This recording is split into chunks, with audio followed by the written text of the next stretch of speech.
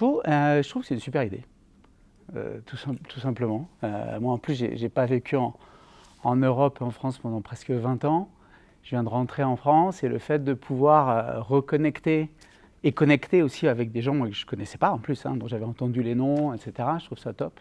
C'est puis ça s'est fait de façon... je suis arrivé hier soir, ça s'est fait de façon super naturelle, même avec des gars que tu ne connais pas en fait. Et tu as une connexion qui est immédiate.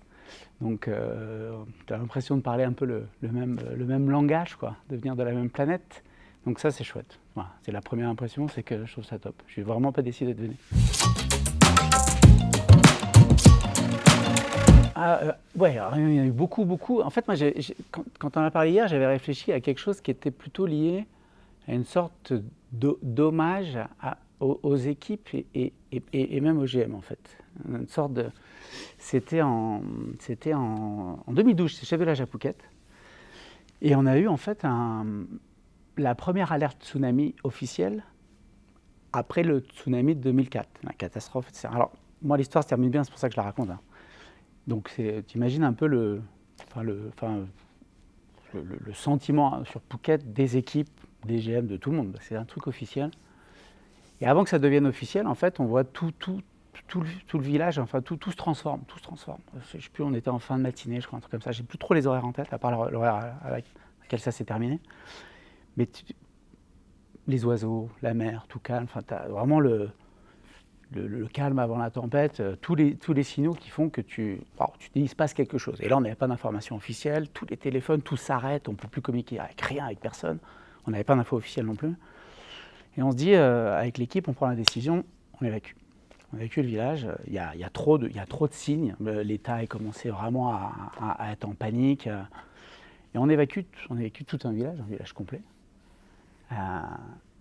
Et on l'évacue avec des enfants qui partent du club, parce que on a un temple, en fait, donc on a fait les répétitions, donc l'équipe était... Et on évacue avec des enfants qui partent en chantant du mini-club, tu vois, parce que les JO, oui, c'est là, tout se passe vraiment bien, et enfin, en termes d'évacuation, les GM suivent, et là, en fait, il y a eu un support, et ça, je m'en rappellerai toujours, en fait, il y a un support, notamment de la responsable HR, qui je pense toujours là-bas, sous Pete, Vijit, qui faisait responsable stock, Apro, les relations, qui eux avaient vécu 2004, qui étaient encore là, et qui sont restés, beaucoup de temps, ils sont partis voir leur famille, évidemment, dans une urgence absolue.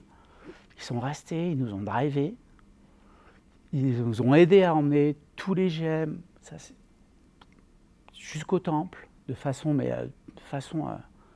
assez étonnante et calme. Et évidemment, je fais la parenthèse sur les quelques, toujours un ou deux couillons qui ne veulent pas partir de leur chambre. Et nous, on reste avec Medoun, c'était le responsable financier. De mémoire, c'était Georges qui était à la technique. On reste, on est les 3 derniers à partir. On rejoint tout le monde et on reste 10, 11 ou 12 heures là-haut au temple. On prend le téléphone satellite. En plus, on apprend que c'est l'évacuation officielle de l'île. Entre-temps, donc on a bien fait de partir, on avait pris la décision, on a bien fait de partir, donc on se dit, c'est rassurant. C'est pas rassurant parce que tu te dis, waouh, il y a quelque chose qui arrive, et en même temps, tu te dis, tu as bien fait de partir. On a bien fait de partir, on amène à manger, toujours ce support là, des équipes locales, des équipes GO, GE qui étaient restées pour aider, enfin un truc vraiment impressionnant, quoi, impressionnant. Et on fait, je t'ai dit, 10, 11, 12 heures, on communique de temps en temps avec le satellite, avec Singapour. Et arrivé 11h, minuit, on fait le retour au village. Et tu as les équipes cuisine, Economa, tout le monde qui disent, on passe le message à tout le monde avant de partir, venez au resto. On ouvre le resto, grand buffet, pas grand buffet en termes de gala dîner, mais buffet à 11h, minuit.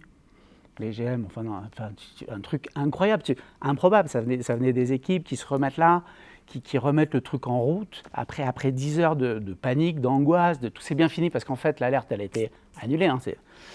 Et ça, moi j'en parle et ça me fait des frissons, parce que quand tu le vis, tu es là-dessus, alors là tu fais ton tour de restaurant, encore une fois, il y a quand même eu un con à la réception, tu vois, qui râlait pour je sais pas quoi, mais qui s'est fait défoncer par les GM, ça j'ai adoré, parce que j'ai rien eu à dire. C'était génial, je sais même plus, il y a tous les autres. Et en fait, c'était fantastique, quoi, ce moment-là. Et le lendemain, je présente le spectacle, et là, j'ai un groupe de GM qui vient sur scène, qui me prennent le micro. Je me dis, qu'est-ce qui se passe? Ils font un discours topissime sur le club, les équipes, ce qui s'était passé. Et tu as une standing ovation, parce que tu avais tout le monde en plus, c'était le lendemain, tu avais tout le monde, et tu as une standing ovation pendant, mais je ne sais pas combien de temps, parce qu'en fait, le temps, tu le réalises pas à ce moment-là. Et encore une fois, j'en parle et j'ai encore des émotions. Parce que c'est un truc, tu te dis, waouh, et là, tu es là, tu fais, c'est magique. Et tu as eu voilà, ces équipes locales et les jeux en Thaïlande qui avaient vécu un truc absolu, un truc horrible, et qui sont là. Sans eux, honnêtement, ça aurait pas été la même histoire, parce qu'ils m'ont guidé, quoi. Ils m'ont vraiment drivé. Toutes les équipes géo qui ont tenu, je me rappellerai encore des enfants qui partent Et en plus de ça, on avait été suivis par d'autres hôtels, d'autres trucs. On a été après cités dans tous les... pour ce truc humain de réactivité, on connaît le club pour toute la festivité, tout ce que tu veux, etc. Mais dans ces moments-là, ouais, c'est un truc, moi, qui m'est venu... Alors, c'est pas une anecdote drôle, mais c'est un truc, moi, qui m'a vachement marqué, quoi. Qui m'a vachement marqué. Voilà, c'est ça. Tu veux une anecdote plus drôle? J'en ai une, mais avec des singes à Sheraton. Ah bah c'est une anecdote avec des singes, oui. Avec des singes, ouais.